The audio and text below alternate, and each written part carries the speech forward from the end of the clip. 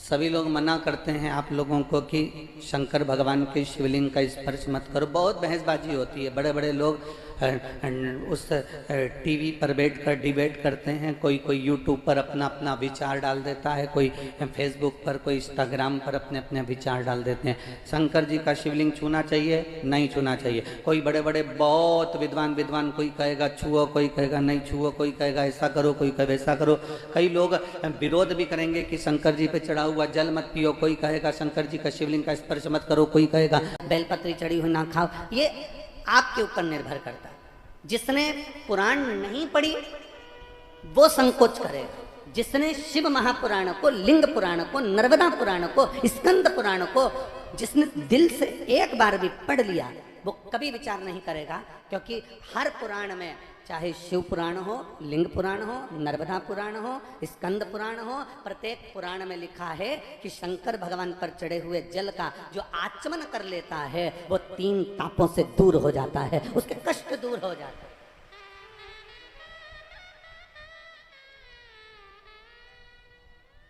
Medical पे से दवाई लेकर खाओगे,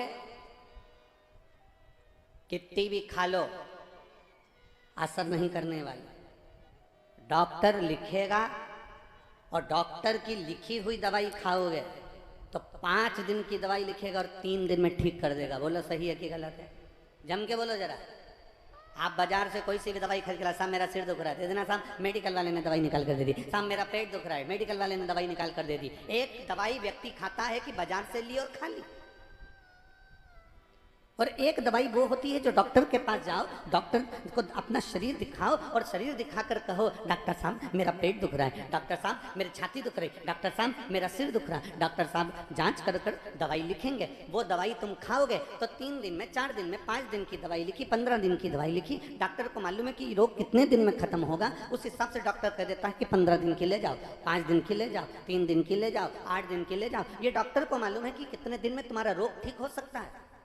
एक दवा वो होती है जो तुम खुद अपने मन से खरीद कर खा लेते हो, और एक दवा वो होती है जो डॉक्टर लिखता है, उस लिखी हुई दवा को खाते हो। बाजार से अपने मन से ली हुई दवा खाओगे तो किडनी और लीवर ये दोनों उस दवाई से डैमेज होते चले जाते हैं, क्योंकि तुम अपने मन से लेकर खा रहे हो। जो मिल गई खा लिया, सिर दर्द था खा लिया, पेट दर्द था खा लिया। एक दवाई वो होती है जो तुम अपने मन से लेकर खाते हो, और एक दवा वो होती है जो डॉक्टर लिख कर देता है खाते हो। इन दोनों में अंतर है। जो तुमने मन से लेकर खाई उससे साइड इफेक्ट कितना हुआ, कितनी लीवर, कितनी किडनी डैमेज हुई, ये आपको नहीं मालूम। आप तो खा लिए, थोड़ी देर सिर बंद हो गया, आपने तो खा लिया, थोड़ी देर पेट बंद हो गया, पर डॉक्टर ने जो लिखी उसको आपने खाया तो डॉक्टर को मालूम है कि इस दवाई से साइड इफेक्ट ना हो तो एक दवाई और लिखता है, इस दवाई से ये कमजोरी ना आए तो वो एक दवाई और लिखता है। कभी भी डॉक्टर एक अकेली गोली नहीं लिखेगा, उसके साथ में 2-3 और लिखेगा। जो डॉक्टर की लिखी हुई खाते हैं वो अंत तक भी